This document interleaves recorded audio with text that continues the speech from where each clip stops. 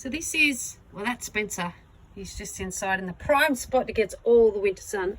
But this is in my backyard, my sort of smaller veggie garden, which is the one I've used, a banana tree, I'm experimenting. The one I've used intensively from the very beginning. So it's in transition at the moment from one season to the next. Yeah, spring onions, this is what happens.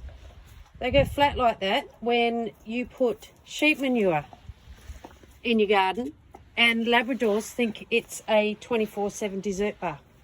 So unfortunately, all my spring onions got flattened.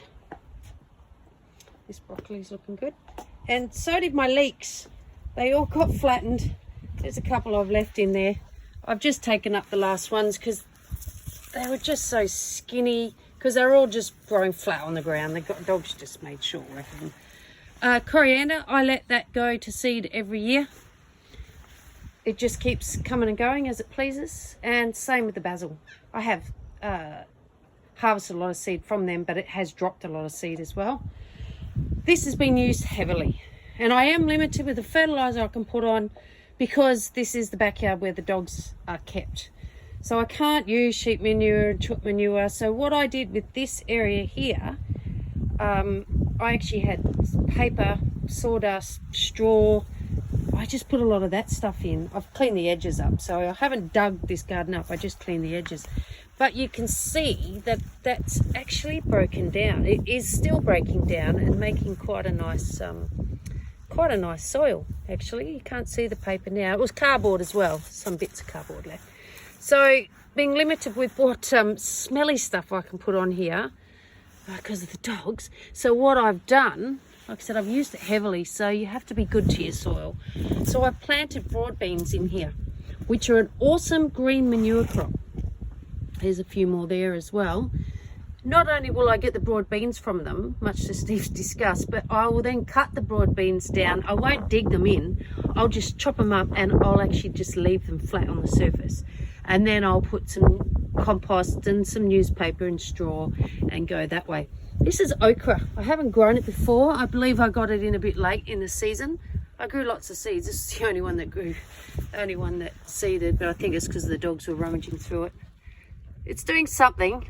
I've never grown it before. I don't know if it's too late, but this spot is north facing and it gets the warmth from this rammed earth wall as well. So if it's going to have a chance, it will have a chance here. Kale, keeping an eye on that because I've got that horrible little white fly or grey fly, I don't know what it's called. So always turn your leaves up and have a look underneath, and once you get it, just cut it out at the base and get rid of it because you won't beat it unless you want to use horrible chemicals. Ruby chard. So I'm about to get some more compost. It's not finished, but I'm just using it up quicker than I can make it. Get some more compost and put it along here and build it up, and then I'll put paper and straw and ready to plant my next lot of seedlings into. I have got some peas, normal peas, but they were quite shaded from broccolis I had in here, so they're a little bit pale and spindly. So I've just gave them a big treat of rotting straw, which was on its way to composting. Prop them up a little bit, so hopefully they'll come back now with full sun. I'm very quickly getting through this compost and it's not even fully ready yet. However, the amount of good stuff I've put in this, chook manure, horse manure, sawdust, leaves, you name it, straw, what's in there, it's going to be just full of nutrition, and it'll continue breaking down in the garden anyway. And it's actually getting a bit waterlogged because I don't have a cover on my compost and because of all the rain, so it's quite not ideal. So I'm happy to use it anyway. It's only going to go into the layering on my no-dig beds anyway, so but soon I'm going to have to go back to the dump and buy some more. Just a little note, glossy stuff, quite often there's cardboard under it, but the sticky plastic film on top doesn't break down. So quite often in pulling these things out, and even in the worm farm, they'll eat the cardboard off from underneath it and then they leave the glossy aluminium foil or the plastic on top. Then it's easy to throw out, so I'll get rid of that.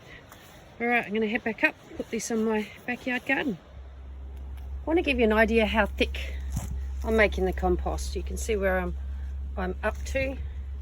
So it's quite, I'm putting probably 10 centimetres thick of soil. This soil is quite hard because it's been used and used and used, and I probably haven't treated it as well as I should have. So it's really going to love this compost, and hopefully the dogs won't love this compost. If you're veggie gardening in containers, in pots, you do exactly the same thing. Cut your plant off at the base when it's finished, top it up with compost just on top, and plant into that. You don't have to stir up your potting soil. If after a while you think, oh, it's really aging and getting dry, you can tip it out and start again. That's the beauty of pots. But otherwise, just replenish with compost on top, and then you just need to give your sea salt or power feed, fish emulsion, or worm leachate throughout the seedlings growing period. So I'm just going to keep going and putting some more compost through here. But today's been a big day in the garden. I got so much done. I've made a couple of videos. I'll put one on each week. But you can see now, looking pretty schmicko. I ended up not doing the newspaper because it is so windy and it was a battle. I just wasn't going to win. However, this compost should be relatively weed free. Anyway, it's composted for a long time, and it actually got pretty hot in the process as well. It's very hot. Now, just really, I haven't done this spot, but I'm not going to until I have the next lot of seedlings ready to go. I tend to just do things in chunks. Otherwise, I just get too overwhelmed. I love veggie garden, but if I said to myself, I'm going to do this whole bed today, and right up to the end, I wouldn't have got it done. I'd rather do just smaller things and get that done and feel good about that. So now I have this space ready to go for my next lot of seeds, which, you know, probably a week or so away, so that has a nice amount of time to settle down, unless I put some seeds in, but I don't think it will. Okay, enjoy your gardening. The sun's going down. It's time to go in and pretend that I have children. Have a good night. Bye.